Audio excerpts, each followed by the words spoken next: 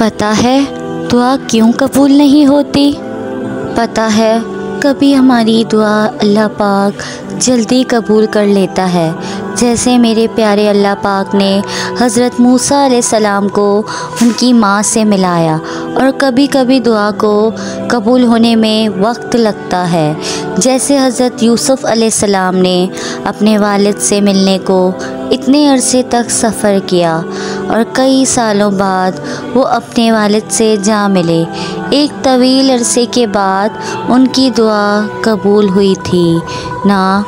तो वो रब जो इस वक्त भी था आज भी तो वही है ना।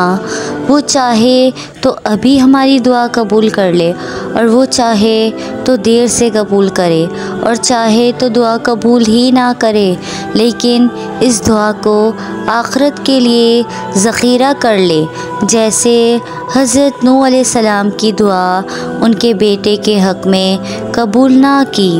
सब कुछ अल्लाह पाक के हाथ में है, इसमें कोई ना कोई मसलहत ज़रूर होती है। ये ना सोचा करें कि पता नहीं अल्लाह पाक दुआ कबूल करेगा या नहीं, बस आप मांगते रहा करें। पता है ये दुआएं ही होती हैं जो बाज़ दफ़ा हमारी बड़ी से बड़ी मुश्किल से निकाल लाती हैं। ये दुआएं ही होती हैं जो ज़ख़ीरा होती रहती हैं। अगर कबूल ना भी हों तो इनके बदले हमें आखिरत में बेहतरीन मिलेगा। और छोटी से छोटी चीज़ की उम्मीद भी अल्लाह पाक से लगाया करें। यकीन जानिए आप कभी भी मायूस नहीं होंगे। क्या आप भी दुआ मांगने से मायूस हो गए हैं? मेरे पास तो वो अल्लाह है जिसके एक इशारे पे पहाड़ पिघल सकता है और मोम पत्थर बन सकता है।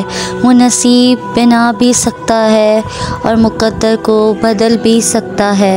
अगर ऐसा ना होता तो वो कभी इंसान को दुआ से आशना ना करवाता। और मेरा इसी रब पे तवक्कल है। अल्लाह फरमाता है मेरी रहमत से ना उम्मीद मत होना। ये चीज़ें तुम्हारे लिए मुश्किल हैं, लेकिन तुम्हारे अल्लाह के लिए कुछ भी मुश्किल नहीं है। वो हर चीज़ पर कादिर है। अल्लाह फरमाता है कुन फ़यकुन हो जा, तो वो हो जाता है। अल्लाह के बारे में जैसा गुमान करोगे उसको वैसा पाओगे।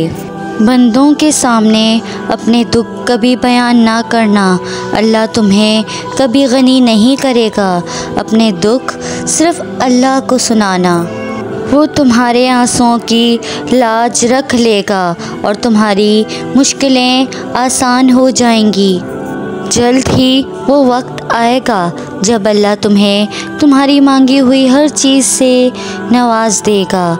इंशाअल्लाह बहुत जल्द तुम्हारी झोली भरने वाली है, तुम्हें सुकून मिलने वाला है, बस बहुत जल्द कुन होने वाला है। मेरी वीडियो आपको पसंद आए तो लाइक और कमेंट में अपनी राय बताएं और मेरे चैनल को सब्सक्राइब करें।